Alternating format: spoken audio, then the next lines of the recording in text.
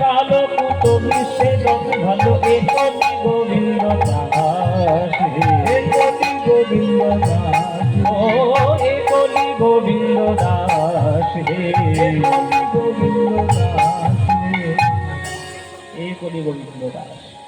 তাই কৃষ্ণ নামামৃত গ্রহণ করে নিন মায়েরা। সংসার তো করবেনই করবেন, সংসারের মধ্যে এসছেন, সংসার করবেন না? কিন্তু 23 ঘন্টা সংসার করুন, 1 ঘন্টা ভগবানের জন্য রাখুন। যে ভগবানের নাম করে যে সংসার আপনি 24 ঘন্টা কাটাচ্ছেন, ওই সংসারটা কি আপনার সঙ্গে যাবে? চিতায় উঠবে? উঠবে না। কিন্তু এই সংসার করুন 23 ঘন্টা, অন্তত 1 ঘন্টা আপনি আধ্যাত্মিক উন্নতির জন্য কৃষ্ণের সঙ্গে সময় কাটান। তার নাম গুণগান করুন, তার পূজা অর্চনা করুন, সবকিছু করে তার সঙ্গে একটু সম্পর্ক স্থাপন করুন, তাহলে দেখবেন জীবনটা মঙ্গলময় হবে। সকাল সন্ধ্যে যখনই সময় পাবে কৃষ্ণ নাম গাইবে। ভজ শ্রী কৃষ্ণ, কহ শ্রী কৃষ্ণ, লহ শ্রী কৃষ্ণের নাম রে। ভজ শ্রী কৃষ্ণ, কহ শ্রী কৃষ্ণ, লহ শ্রী কৃষ্ণের নাম রে। ভজ শ্রী কৃষ্ণ, কহ শ্রী কৃষ্ণ, লহ শ্রী কৃষ্ণের নাম রে। তব যে জানা শ্রী কৃষ্ণ ভজে, সে হয় আমার প্রাণ রে। যে জানা শ্রী কৃষ্ণ ভজে, সে হয় আমার প্রাণ। ভব প্রভাত কালে হাসি কৃষ্ণ, যে বলে একবার রে। প্রভাত কালে হাসি কৃষ্ণ,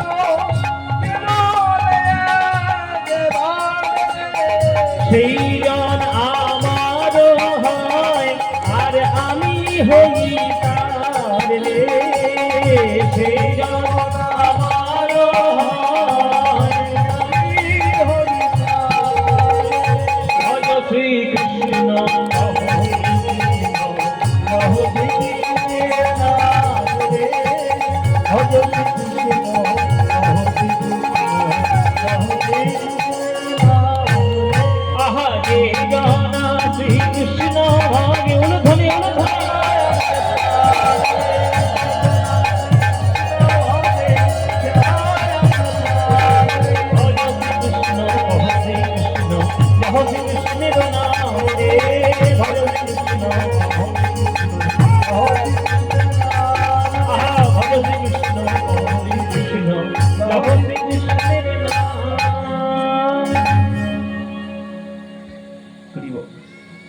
এইভাবেই জীবনটা কাটাতে হবে, তবে জীবন ঠিকঠাক থাকবে। চলুন আজকের আমরা যে লীলাটি আস্বাদন করব, যে বিষয়টি আস্বাদন করব, আজকে এমন এক ভক্তের কথা আস্বাদন করব, যিনি মহাপ্রভুর দ্বিতীয় স্বরূপ রূপে জগতে প্রতিষ্ঠিত। মনোহর শাহী ঘরানার কীর্তনের তিনি আচার্য এবং মহাপ্রভুর দ্বিতীয় প্রেমের অবতার রূপে তাকেই গণ্য করা হয়। আজকের আমরা তার জীবন কথা আস্বাদন করব।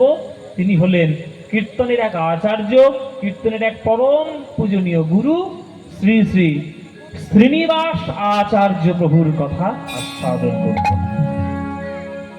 শ্রীনিবাস আচার্য, এই শ্রীনিবাস আচার্য মহাপ্রভুর দ্বিতীয় স্বরূপ। তিনি কি করে হলেন মহাপ্রভুর দ্বিতীয় স্বরূপ রূপে, সেটা আমরা লীলার মধ্যে গিয়ে প্রবেশ করে জানতে পারবো। চলুন শুরু করা যাক লীলা। নদিয়া জেলার চাকন্দি গ্রাম। চাকন্দি গ্রামটা কোথায় আপনারা সবাই জানেন। আপনাদের এখান থেকে একটুখানি দূরে গেলেই কাটোয়া পড়ে। কাটোয়া পুটিসাগর থেকে সোজা বেরিয়ে গেলে কাটোয়া, এদিকে আপনাদের নতুন হাট থেকে সোজা গেলে কাটোয়া।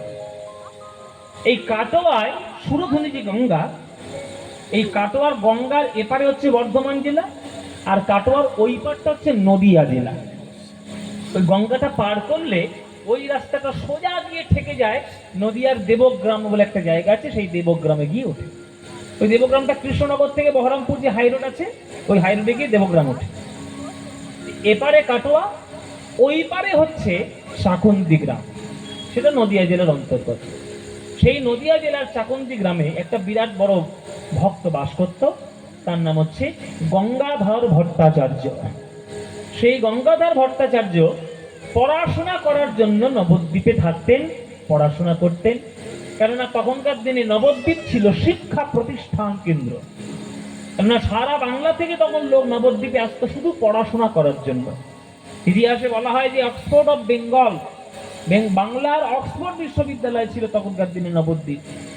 ন্যায় শাস্ত্র, যুক্তিতর্ক শাস্ত্র, সমগ্র বিশেষ করে ন্যায় দর্শন শাস্ত্রের জন্য নবদ্বীপ খুবই বিখ্যাত ছিল। সেইখানে সবাই পড়াশোনা করতে আসে। এইবার গঙ্গাধরও পড়াশোনা করতে গেছে। গঙ্গাধর পড়াশোনার জন্য খুবই পাগল, খুব পড়তে ভালোবাসে, শিক্ষা গ্রহণ করতে খুব ভালোবাসে। ওই নবদ্বীপে পড়াশোনা করছে, আর ওই নবদ্বীপেই তখন মহাপ্রভু বর্তমান। সকাল বেলায় খোল করতাল নিয়ে সঙ্গে করে হরিনাম করতে করতে জীব উদ্ধার করে চলে যায়। সবার হাতে ধরে, সবার পায়ে পড়ে, বলে একবার হরি বল, বল বাবা, হরি বিনা জগতে কোনে গতি না। হরের নাম হরের নাম হরের নামৈব কেবলম, কলৌ নাস্তেব নাস্তেব নাস্তেব গতিরন্যথা। কলিযুগে নাম বিনা গতি নাই, গতি নাই, গতি নাই। মুচি মেথর, শূদ্র ব্রাহ্মণ কারোর কোনো বাদ বিচার নেই। ধর্ম বর্ণ কর্ম জাতি পাত কোনো কিছুই বিচার করে না। যে হরিনাম করে মহাপ্রভু তাকে কল্যাণ করে। এই রূপ গঙ্গাধরের অত্যন্ত ভালো লাগে। বাহ বাহ নিমাই বাহ, একটা বামুনের ছেলে হয়ে, শুদ্ধ সদাচারী ব্রাহ্মণের পুত্র হয়ে তুমি যে জাত পাত ধর্মটাকে তুমি বিলীন করে দিয়ে তুমি যে সবার সঙ্গে নিয়ে কীর্তন করছো, একেবারে হৃদয়ে গলিয়ে দেওয়ার মতো কাজ করছো নিমাই। আমার পড়াশোনাটা একবার শেষ হয়ে যাক, পড়াশোনাটা শেষ হলেই হয়, আমি আর কোথাও যাব না।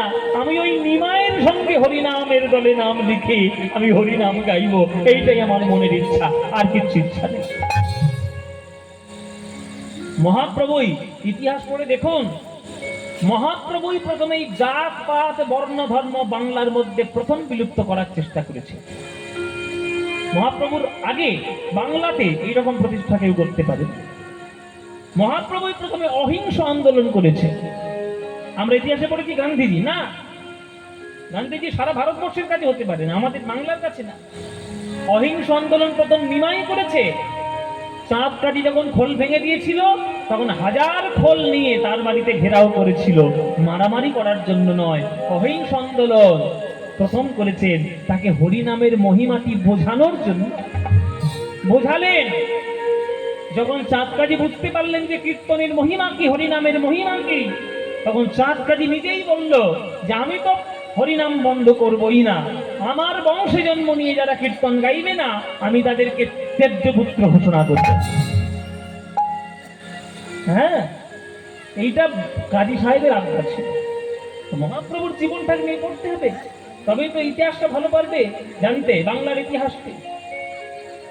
এই নিমাইয়ের এই আচার আচরণ গঙ্গাধর ভট্টাচার্যের মনকে একেবারে গলিয়ে দিয়েছিল। সেই থেকে গঙ্গাধরের মনে মনে ইচ্ছা, মহাপ্রভুর সঙ্গে তার ভালোবাসার সম্পর্ক হয়ে গেল। মনে মনে ভালোবাসলো যে ও নিমাই, তোমার এই কীর্তনের দলে আমি তোমার দলে নাম লেখাবো, তোমার ভক্ত হয়ে গেলাম নিমাই। এটাই হচ্ছে তার মনের ইচ্ছা। পৌষ সংক্রান্তির সময় গঙ্গাধর ভট্টাচার্য বাড়িতে এসেছে। পৌষ সংক্রান্তির সময় সবাই বাড়িতে মোটামুটি আসে। এই পৌষ সংক্রান্তির আমাদের বাংলার একটা সংস্কার আছে, একটা সংস্কৃতি আছে। এই পৌষ সংক্রান্তিতে আমরা কি করি মায়েরা? হ্যাঁ, পৌষ পার্বণে আমরা কি করি? পিঠে পার্বণ হয়তো আমাদের ঘরে ঘরে, পুলি পিঠে, নারকেল পিঠে, পাটি সাপটা, হ্যাঁ, সরু চাকলি, মোটা চাকলি সব হয়। তো আপনাদের এদিকে হয় নাকি হয় না? এদিকে হয়। হ্যাঁ, বীজ বেশি, হ্যাঁ, চাল এখানে বেশি, তো ওই জন্য এখানেই বেশি, আমাদের এখানেই বেশি হয় বাবা। এই যে আপনাদের এখানে যে পিঠে পার্বণ হয়, সেটা সারা বাংলায় হয়। এই সময় গঙ্গাধর ভট্টাচার্য বাড়িতে এসেছে। এবার বাড়িতে এসে মনে মনে ভাবছে যে শুধু পিঠে খেলে হবে, একটু গঙ্গা স্নান করতে হবে। কারণ এই মকর সংক্রান্তির সময় সবাই গঙ্গা স্নান করতে চায়। সব তীর্থ বারবার, কোনটা একবার? গঙ্গাসাগর একবার। এটা দেখে দেখো, আমার দিকেই তাকাচ্ছে। তোমরা যতই বীরভূমে ঘুরঘুর করো না কেন, যতই বর্ধমানে ঘুরঘুর করো না কেন, আমাদের দেশে গেলে উদ্ধার নাই। বলে দিলাম। হ্যাঁ, যতই যাই হোক অন্তত জীবনে একবার গঙ্গাসাগর যেতেই হবে। সব তীর্থ বারবার, গঙ্গাসাগর একবার। ওই গঙ্গাসাগরের দেশের ছেলে আমি, ওই জন্যই আমাদের এত গর্ব। এই সময়টায় গঙ্গাধর ভট্টাচার্য কাটোয়ার সুরধুনী গঙ্গার জলে স্নান করতে আসছে। তাহলে আবার গঙ্গা স্নান করে আসে। হ্যাঁ, গঙ্গা স্নান করে আসি, এসে কাটোয়াতে তিনি এসছেন, মানে এই পার কাটোয়া ওই পারটা নদী আছে। এসে দেখছে যে কাটোয়াতে মানে নদীর ওই পারটাতে একটা বট গাছের তলায় প্রচুর মানুষ সব ভিড় করে দাঁড়িয়ে রয়েছে, অনেক মানুষ। এবার গঙ্গাধর একজনকে জিজ্ঞেস করছে, এ ভাই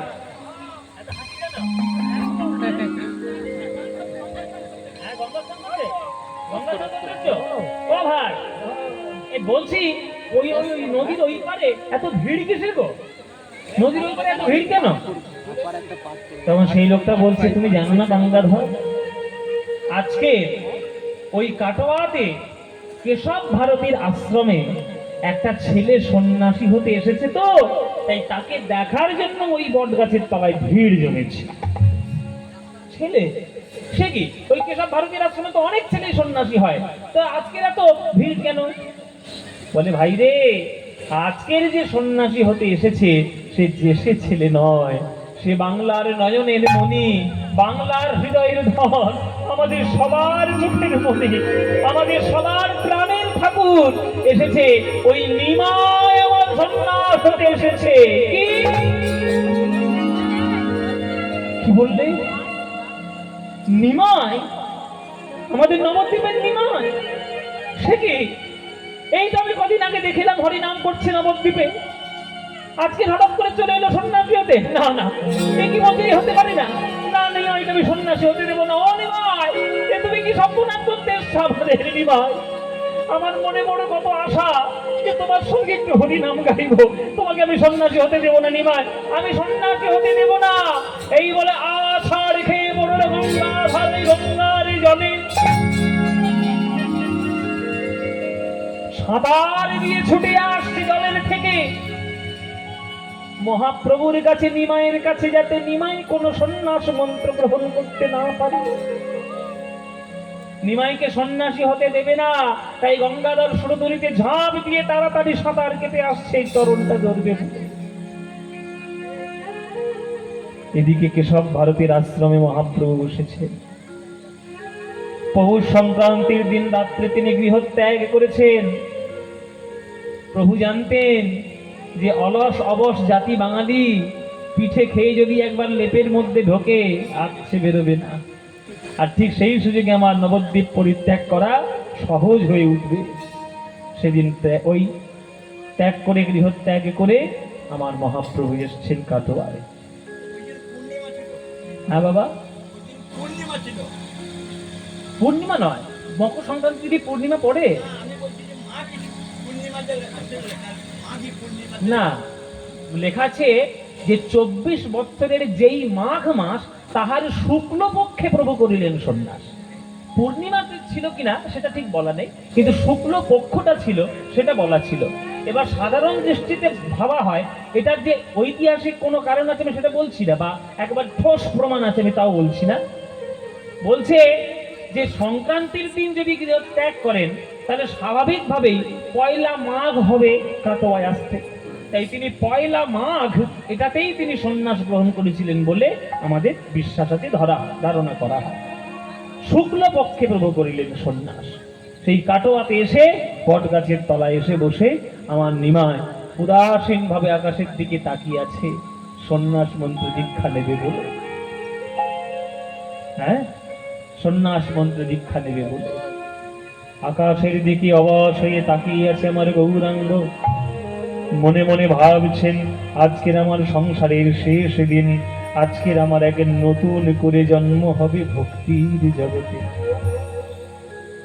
হ্যাঁ, কাঞ্চন নগরে এক বৃক্ষ মনোহর,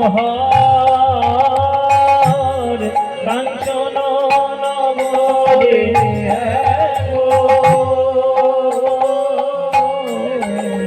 বৃক্ষ মনোহর আরে তাহার তলে বসিলেন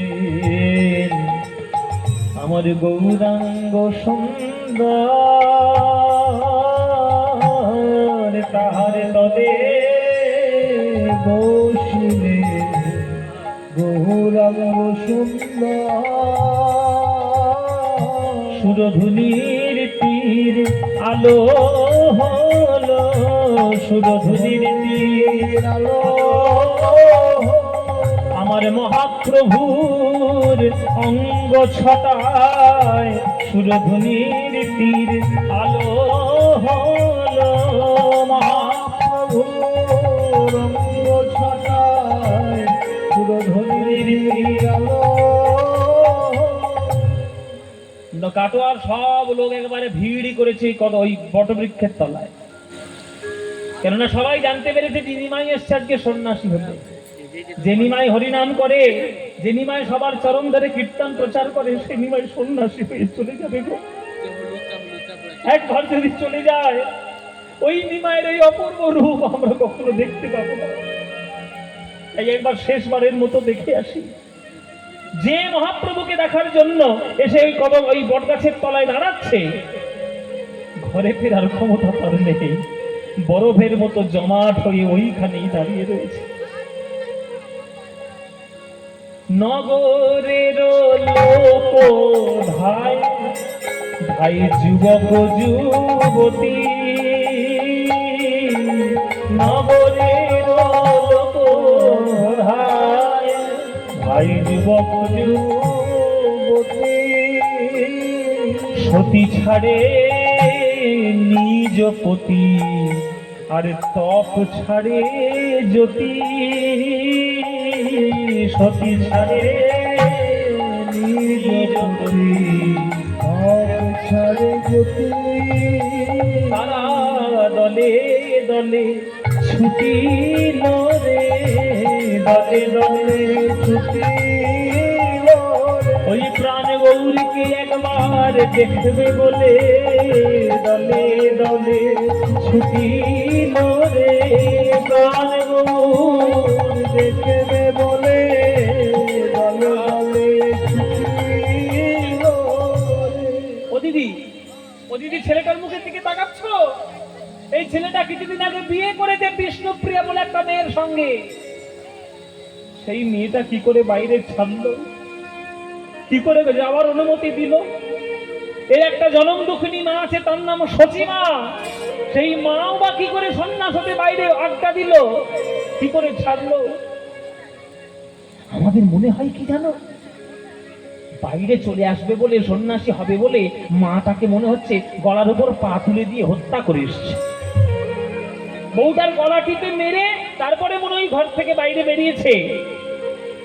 আমাদের কাছে যদি হতো না, ওই সোনার টুকরো ছেলেটাকে সোনার বালা দিয়ে চরণে আগলে রাখতাম। কি সুন্দর গান! হ্যাঁ, কেহ কহে নিজ নারীর পরাণ বোধিয়া, কেহ কহে নিজ নারীর পরাণ বোধিয়া, আসিয়াছে বুঝি জননীর গলে পদ দিয়া, আসিয়াছে বুঝি জননীর গলে পদ